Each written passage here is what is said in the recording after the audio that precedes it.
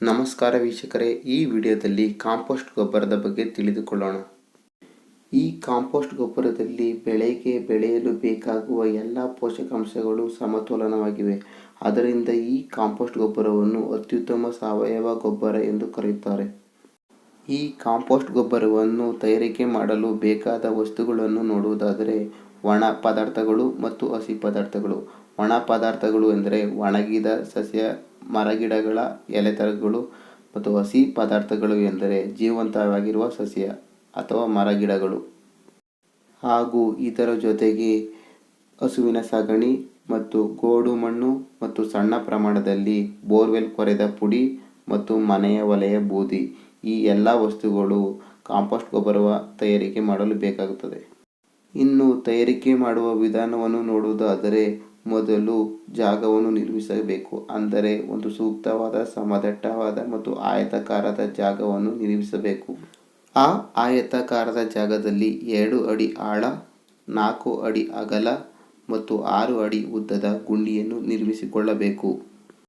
ಆ ಗುಂಡಿಯೊಳಗೆ ಮೊದಲಿಗೆ ಜಲ್ಲಿಕಲ್ಲು ಅಥವಾ ಸಣ್ಣ ಸಣ್ಣ ಕಲ್ಲನ್ನು ಹರಡಬೇಕು. ಅದರ ಮೇಲೆ 3 ಇಂಚು ಒಣ ಪದಾರ್ಥವನ್ನು ಹಾಕಬೇಕು. ತದನಂತರ ಅದರ ಮೇಲೆ 2 ಇಂಚು ಹಸಿ ಪದಾರ್ಥವನ್ನು ಹಾಕಬೇಕು.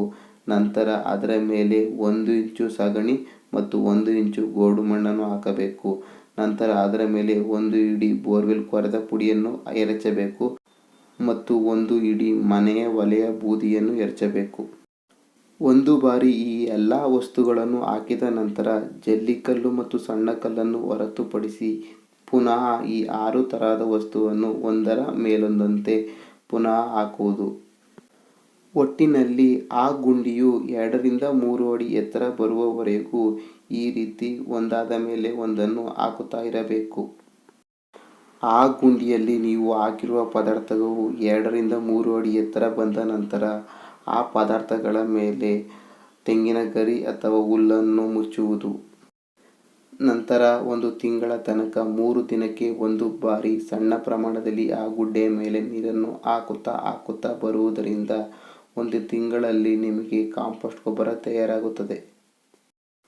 ಇನ್ನು ಈ ಕಾಂಪೋಸ್ಟ್ ಗೊಬ್ಬರದ ಉಪಯೋಗವನ್ನು ನೋಡುವುದಾದರೆ, ಈ ಕಾಂಪೋಸ್ಟ್ ಗೊಬ್ಬರದಲ್ಲಿ ಸಸ್ಯದ ಬೆಳವಣಿಗೆಗೆ ಬೇಕಾಗುವ ಎಲ್ಲ ಮುಖ್ಯ ಪೋಷಕಾಂಶಗಳು ಮತ್ತು ಲಘು ಪೋಷಕಾಂಶಗಳು ಸಮಾನವಾದ ಪ್ರಮಾಣದಲ್ಲಿ ಇರುತ್ತವೆ.